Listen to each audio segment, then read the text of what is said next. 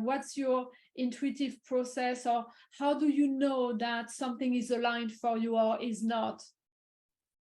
How do you recognize it for yourself? Yeah, I feel like sometimes it was in the beginning, it was sometimes when you have a certain decision you're going to make, or something opens up that you see a possibility, it's almost like a whole bunch of other things that are related fall into place like dominoes.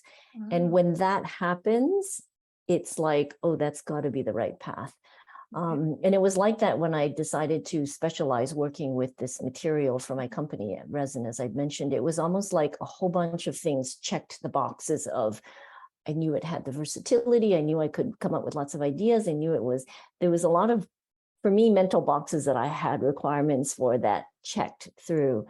And so there's this, like they say, synchronicities, a lot of things kind of fall into place. Sometimes that will happen very easily. Sometimes it's not that obvious. Sometimes you just need to try things and then you sit with it and see if it feels right. So because I've been getting into meditation so much the last 6 years, I'm becoming more paying attention to how that feels when something feels right. It's also sometimes the struggle of trying to do something. If you're trying to do something and you're getting roadblocks or it's not working, it's something that you've got to pay attention to.